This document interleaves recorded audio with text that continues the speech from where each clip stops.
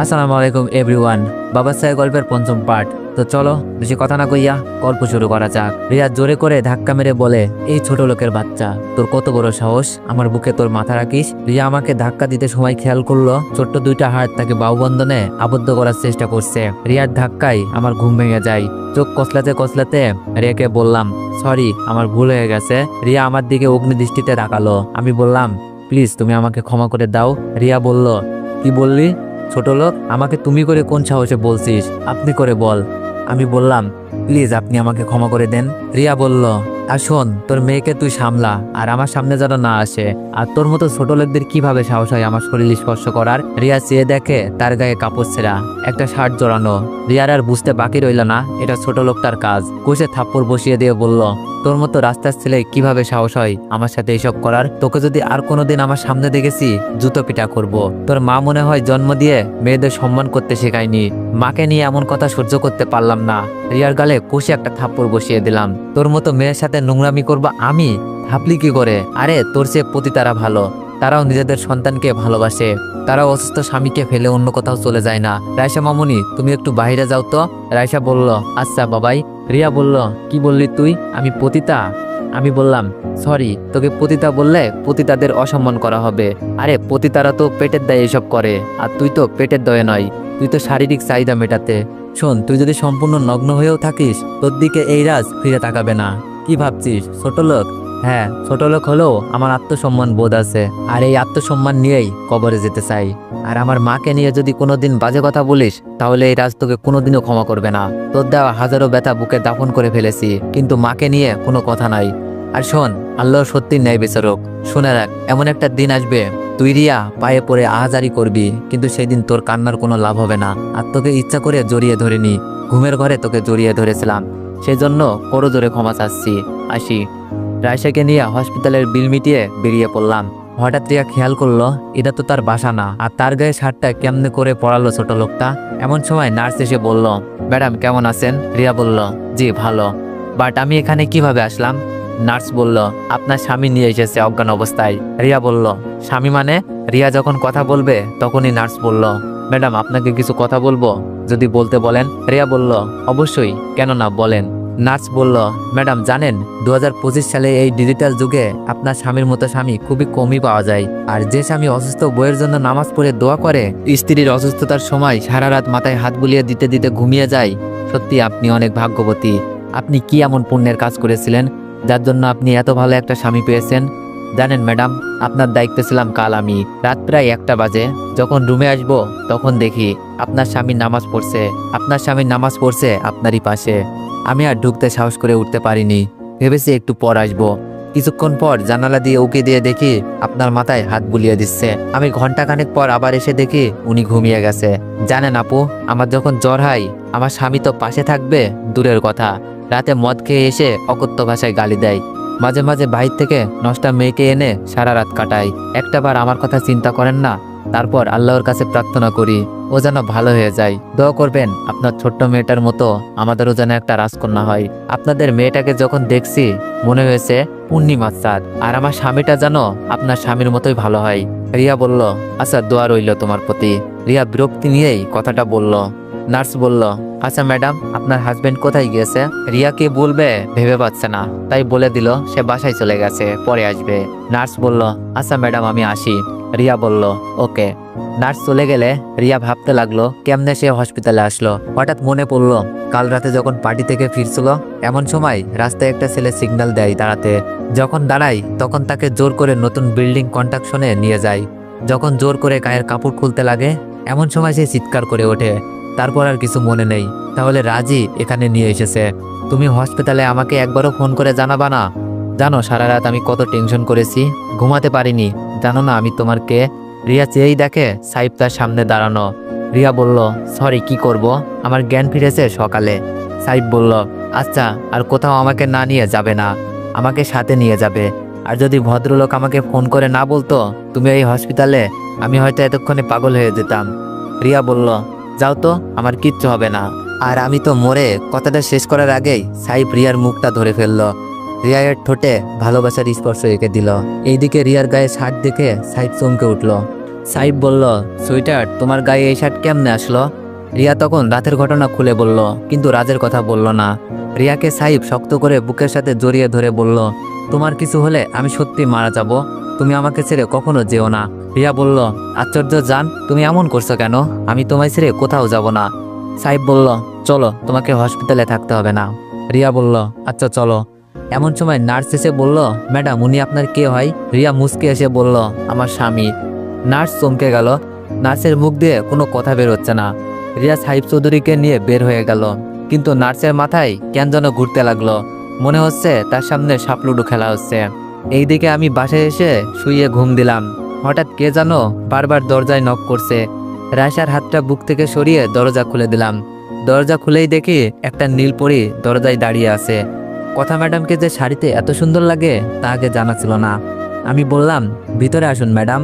কথা ম্যাডাম রুমে আসতে আসতে বলল, রাজ আপনি আজ অফিসে যাননি কেন? হোয়াট? রাজ তোমার মাথায় ব্যান্ডেজ কেন? তুমি একটাবার ফোন করে তো বলতে পারতে। আশ্চর্য, এতটাই পর ভাবো? আমি বললাম, প্লিজ ম্যাডাম আস্তে কথা বলুন, রাইসা ঘুমাচ্ছে।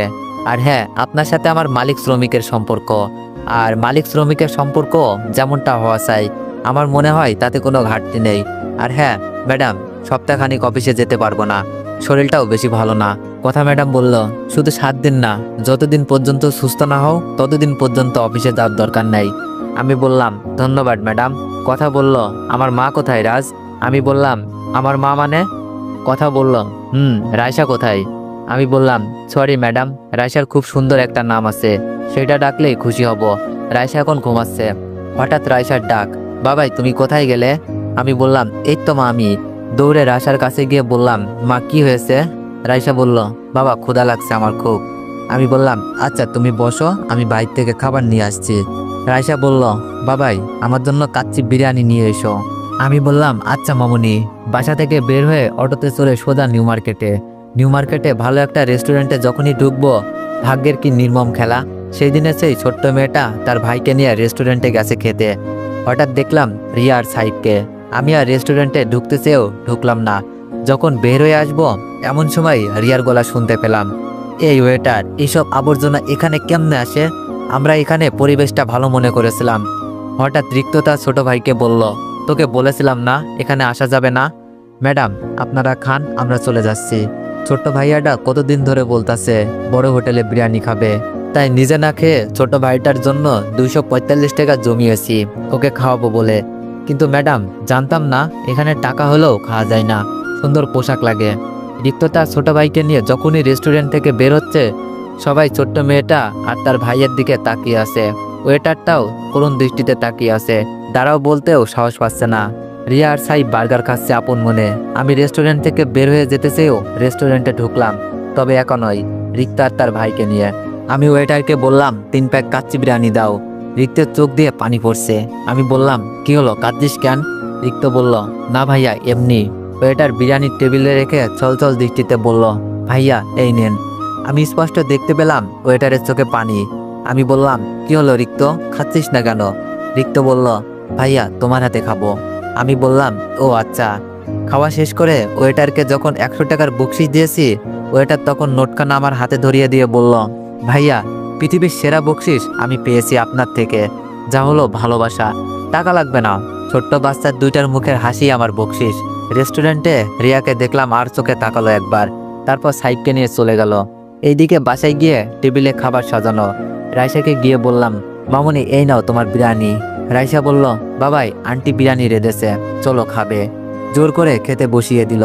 দিনগুলো ভালোই কাটছিল রিয়ার, কোনো কিছুর অভাব নেই। সাইব তাকে যথেষ্ট ভালোবাসে, কিন্তু আজ হঠাৎ সাইবের মন খারাপ।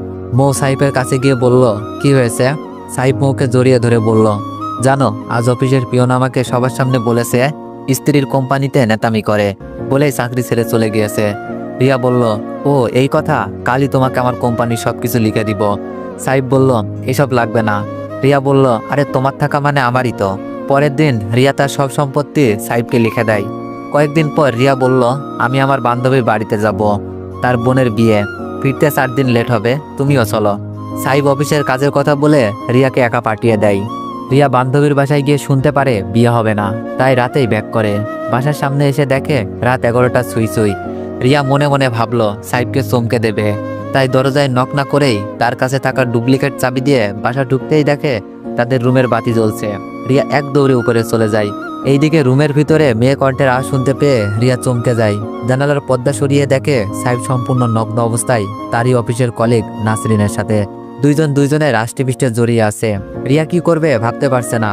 যেই সাইফকে এতটা বিশ্বাস করত সেই সাইবা যেমন নোংরা খেলায় লিপ্ত। বুকের ভেতরটা বারবার দুমড়ে মুছতে যাচ্ছে, কলেজা ফেটে যাচ্ছে। সাইব এমন করলো? সাইব তো এমন ছিল না।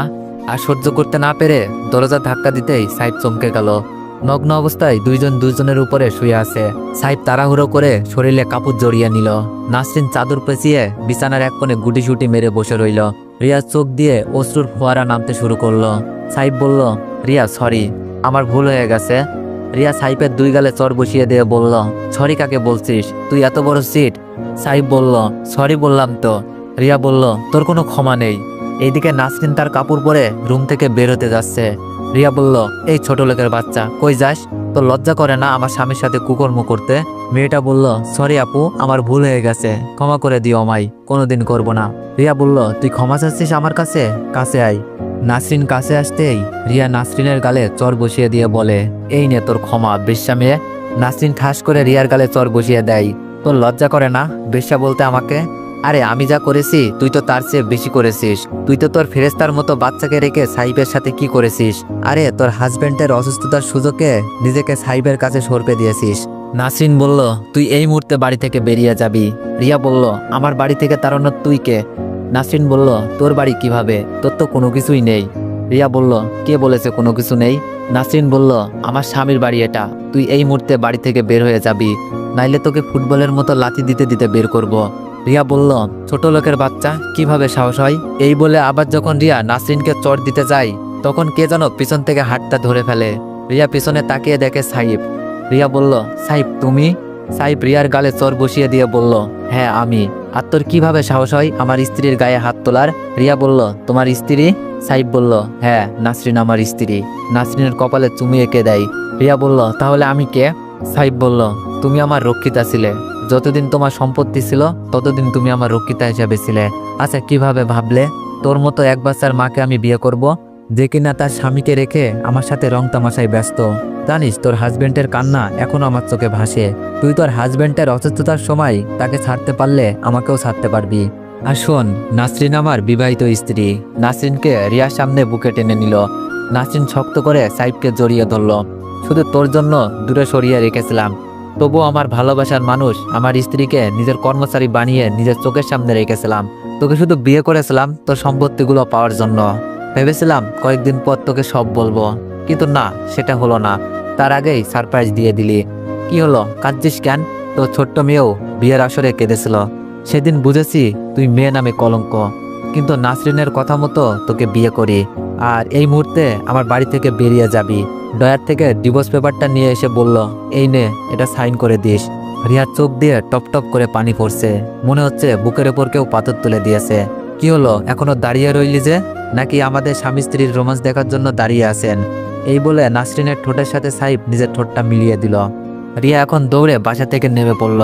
আজ তার কিছুই নেই, নিজের শরীরটার দিকে নিজেরই তাকাতে বড্ড ঘৃণা লাগছে। এই মুখ নিয়ে রাজের সামনেও যেতে পারবে না মেয়ের মুখে মা ডাক শুনতে। রিয়া মাঝ রাস্তা দিয়ে হাঁটছে। এইদিকে কথা তার বান্ধবীর বিয়ে শেষ করে ফিরতে অনেক রাত হয়ে যায়। মাঝ রাস্তায় কাউকে দেখা যাচ্ছে, হুইসেল দিচ্ছে দূর থেকে, তবুও সরছে না। কথা তাই গাড়ি ব্রেক করে গাড়ি থেকে নেমে মেয়েটাকে ডাক দেয়, এই মেয়ে, রাস্তার মাঝখান দিয়ে হাঁটছো কেন? রিয়া পিছন ফিরে তাকাতেই কথা চিনে ফেলে, এটা তো রিয়া। আপনি এত রাতে মাতালের মতো হাঁটছেন কেন? রিয়া কথাকে দেখেই কান্না করে দেয়। কথা বলল, কি হলো, ছোট্ট বাচ্চার মতো কাঁদছেন কেন?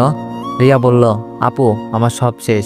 আমার বাবার সব সম্পদ এখন লিখে নিয়ে আমাকে ছুঁড়ে ফেলে দিয়েছে সাইফ। আমার যাওয়ার মতো কোনো জায়গা নেই, তাই ভাবছি সুইসাইড করব। আমি আর বাঁচতে চাই না। এই মুখ আমি কাকে দেখাবো? যে আমাকে নিজের জীবনের চেয়েও বেশি ভালোবাসতো, তাকে ছোট লোক ছাড়া কোনো কথাই বলিনি। প্রতিটি পদে পদে তাকে অপমান করেছি। তার কাছে ক্ষমা চাওয়ার যোগ্যতা নেই আমার। কথা বলল, আচ্ছা আপু, যার কেউ নেই তার আল্লাহ আছে। আর সুইসাইড করার কথা বলবা না, এতে আল্লাহ নারাজ হয়। আর কিছু মনে না করলে আমার বাড়িতে চলো, পরে কোনো ব্যবস্থা হলে চলে যেও।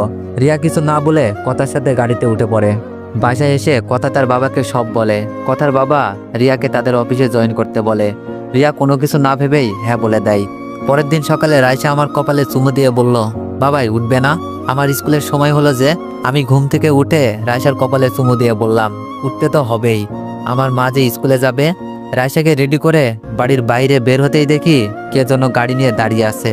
একটু কাছে যেতেই বুঝতে পারলাম এটা সাথী। বুঝতেছি না মেয়েটা কেন যে এত পাগলামি করতেছে। আমি একটা রিক্সা ডাক দিতেই সাথী বলল, আমি ওই দিকেই যাচ্ছি, চলো তোমাদের লিফট দিই। আমি বললাম, লাগবে না ধন্যবাদ। রাইসা আমাকে নিচু হতে বলল। আমি নিচু হলেই রাইসা কানে কানে বলল, বাবাই একটা কথা বলি, রাগ করবে না তো? আমি বললাম, মামনি বলো। রাইসা বলল, জানো বাবাই, এই আন্টি প্রতিদিন আমাকে মম ডাকতে বলে, অনেক চকলেট কিনে দেয় আমায়। আমি নেইনি বাবাই, বলেছি আমার বাবাই আমাকে অনেক চকলেট কিনে দেয়। রাইসা বলল, রাগ করলে বাবাই? আমি রাইসার কপালে চুমু দিয়ে বললাম, না রে মামনি, রাগ করবো কেন? সাথী বলল, কি হলো, উঠবেন না? আমি বললাম, না উঠবো না, দরকার হলে হেঁটে যাব। হেঁটেই রওনা দিলাম। এমন সময় সাথী দৌড়ে এসে সামনে দাঁড়ালো। আমি বললাম, কি হলো, সামনে দাঁড়ালেন কেন? সাথী বলল, তুমি যদি গাড়িতে না ওঠো তাহলে আমি সবাইকে ডেকে বলবো তুমি পচা কথা বলেছ। রাইসা বলল, হ্যাঁ বললেই হলো, আমার বাবা কাউকে পচা কথা বলতে পারে না। সাথী বলল, প্লিজ গাড়িতে ওঠো। সাথী এক প্রকার জোর করে গাড়িতে করে রাইসাকে স্কুলে পৌঁছে দিল। রাইসাকে স্কুলে নামিয়ে দিয়ে সাথী এক টানে একটা পার্কে নিয়ে এসে পড়ে। আমি বললাম, পার্কে নিয়ে আসলেন কেন? অফিসে যেতে হবে। সাথী বলল, ধ্যাত, কিছুই বোঝো না, কেন তোমাকে এখানে নিয়ে এসেছি? আমি বললাম, কেন নিয়ে এসেছ? সাথী বলল, আমি তোমাকে ভালোবাসি রাজ, আমি তোমাকে বিয়ে করতে চাই। তোমার মেয়ে আছে, কোনো প্রবলেম নেই। আজ থেকে রাইসা আমার মেয়ে, আমার কোনো সন্তান লাগবে না। জানো রাজ, বার্থডে পার্টিতে যখন তোমার কণ্ঠে প্রথম গান শুনেছি তখনই তোমার প্রেমে পড়ে যাই। তাই এভরিওয়ান, আমার গল্প শুনে কি তোমরা কেউ প্রেমে পড়ো না? মজা করলাম। তারপর যতবারই তুমি আমার সামনে এসেছো ততই মুগ্ধ হয়ে গিয়েছে আমি। নিজের অজান্তেই আমার এই মনটা তোমাকে ভালোবেসে ফেলেছে। তোমাকে ছাড়া আমি কিছুই ভাবতে পারি না। প্লিজ তুমি আমাকে ভুল বুঝো না। এই বলে সাথী আমাকে জড়িয়ে ধরে। আমি সাথীকে সরাতে পারছি না সাথীর পাগলামিগুলো নিতে। সাথীকে ছাড়িয়ে কষে একটা থাপ্পড় তার গালে বসিয়ে দিলাম। সাথী বলল, কি হলো, একটা মারলেন কেন? আরো মারেন। সত্যি কি কাউকে মনে প্রাণে ভালোবাসা অন্যায়? তুমি মারতে মারতে আমাকে মেরে ফেললেও বলবো তোমাকে ভালোবাসি। জানো, ইচ্ছা করলে শহরের নাম করা ধনী ছেলেকে বিয়ে করতে পারি, কিন্তু ভালোবাসতে পারি না। আমি শুধু তোমাকে চাই রাজ, তোমার মেয়ের মা হতে চাই। আমি পার্ক থেকে সোজা বের হয়ে এসে পড়লাম। পিছন ফিরে তাকালাম না। জানি পিছু ফিরে তাকালে অজানা মায়ায় আবদ্ধ হয়ে যাব। পার্কে থেকে একটা গাড়ি করে অফিসে এসে বসতেই পিয়ন বলে গেল, ম্যাডাম আপনাকে ডাকছে।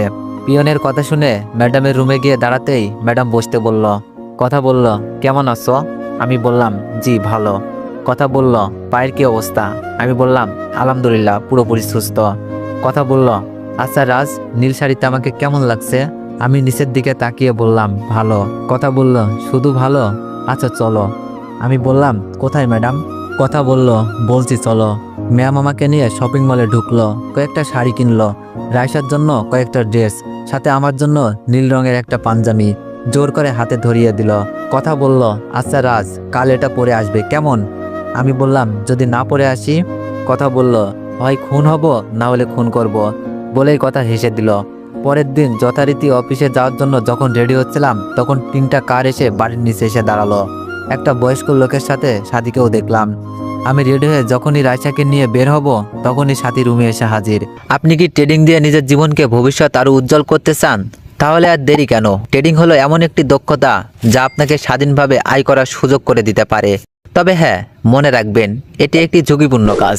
সঠিক জ্ঞান এবং প্রশিক্ষণই আপনাকে সফলতা এনে দিতে পারে। আমাদের টেলিগ্রাম গ্রুপে যুক্ত হয়ে শিখুন কিভাবে সঠিক পদ্ধতিতে ট্রেডিং করতে হয়। আপনার জন্য থাকছে এক্সপার্ট গাইডেন্স এবং প্রয়োজনীয় রিসোর্স। তো যারা যারা ট্রেডিং করতে চাও, আমার ভিডিওর কমেন্ট বক্সে আমার টেলিগ্রাম গ্রুপের লিঙ্ক দেওয়া আছে, সবাই গিয়ে জয়েন হয়ে নাও। সাথীর সাথে আরও কয়েকজন চাচার বয়সী লোক। সাথী বলল, রাজ আমার বাবা। আমি সালাম দিয়ে বসতে বললাম। সাথীর বাবা বলল, বাবা বসতে আসেনি, তোমাকে একটা কথা বলতে চাই। আমি বললাম, জি আঙ্কেল বলেন। আঙ্কেল বলল, জানি না কথাটা কিভাবে নিবে। আমার একমাত্র মেয়ে সাথী, ছোটবেলায় ওর মা মারা যায় সড়ক দুর্ঘটনায়। ওর জন্য আমি আর বিয়ে করিনি।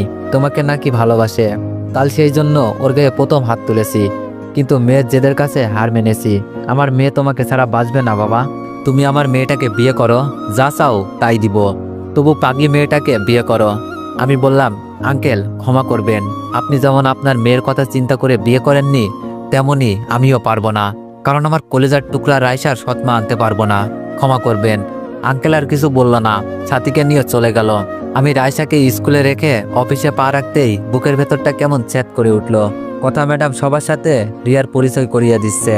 কথা বলল, এই যে রাজ, এতক্ষণ লাগলো তোমার? যাই হোক, তোমাকে আজ খুব সুন্দর লাগছে।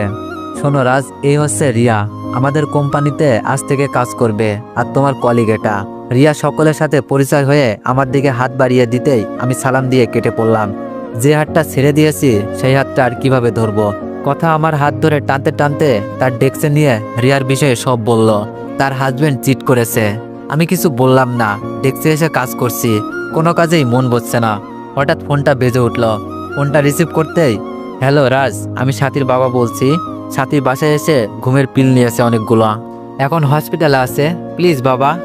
তো এভরিওয়ান, নেক্সট পার্টের জন্য অপেক্ষা করো।